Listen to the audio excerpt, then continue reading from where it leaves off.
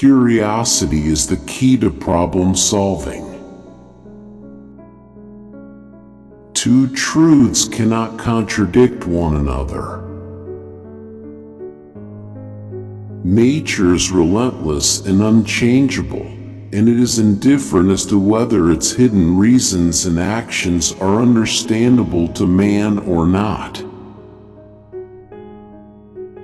Philosophy, nature, is written in that great book whichever is before our eyes.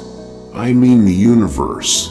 But we cannot understand it if we do not first learn the language and grasp the symbols in which it is written. And the earth, turning upon itself, moves round the sun. You cannot teach a man anything. You can only help him find it within himself. I have never met a man so ignorant that I couldn't learn something from him. All truths are easy to understand once they are discovered. The point is to discover them. I do not feel obliged to believe that the same God who has endowed us with sense, reason, and intellect has intended us to forego their use. He who does not know the truth is only a fool. But he who knows it and calls it a lie is a criminal. Mathematics is the language in which God has written the universe. Who would set a limit to the mind of man? Who would dare assert that we know all there is to be known? Benevolence should be bronzed and insults thrown to the wind. Measure what can be measured, and make measurable what cannot be measured. I know they call a donkey a horse when they want to sell it, and a horse a donkey when they want to buy. In questions of science, the authority of 1,000 is not worth the humble reasoning of a single individual. I love the stars too much to be afraid of the night.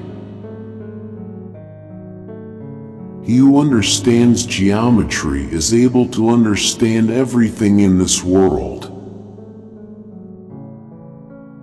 I value the discovery of a single truth, however insignificant, more highly than the pussyfooting around about the highest questions. By denying scientific principles, one may maintain any paradox. Doubt is the father of invention. To understand the universe, you must understand the language in which it's written, the language of mathematics. The greatest wisdom is to get to know oneself.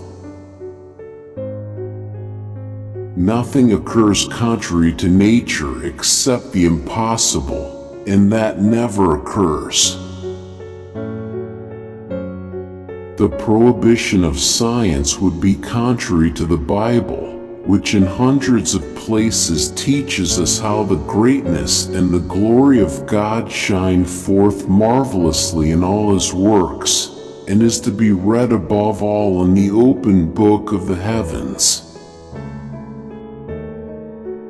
If you could see the earth illuminated when you were in a place as dark as night, it would look to you more splendid than the moon.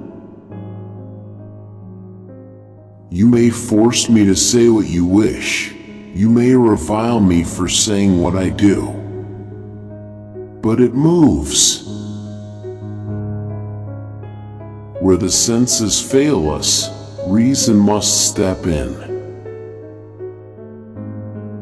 God is known by nature in His works, and by doctrine in His revealed Word. Holy Scripture could never lie or err. Its decrees are of absolute and inviolable truth. Mathematics is the key and door to the sciences. Scripture is a book about going to heaven. It's not a book about how the heavens go. Passion is the genesis of genius. The sun, with all those planets revolving around it and dependent on it, can still ripen a bunch of grapes as if it had nothing else in the universe to do.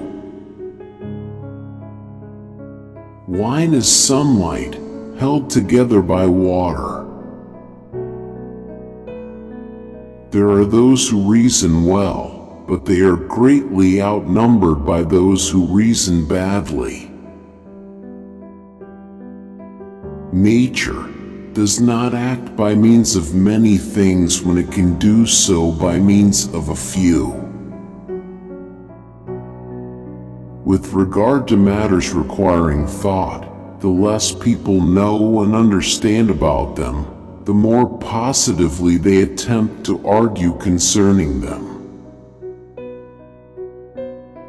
Who indeed will set bounds to human ingenuity? Who will assert that everything in the universe capable of being perceived is already discovered and known? It is surely harmful to souls to make it a heresy to believe what is proved. See now the power of truth. The same experiment which at first glance seemed to show one thing, when more carefully examined, assures us of the contrary. To be humane, we must ever be ready to pronounce that wise, ingenious and modest statement, "I do not know." They seem to forget that the increase of known truths stimulates the investigation, establishment and growth of the arts, not their diminution or destruction. To me, a great ineptitude exists on the part of those who would have it that God made the universe more in proportion to the small capacity of their reason than to His immense, His infinite power. In the future, there will be opened a gateway and a road to a large and excellent science into which minds more piercing than mine shall penetrate to recesses still deeper.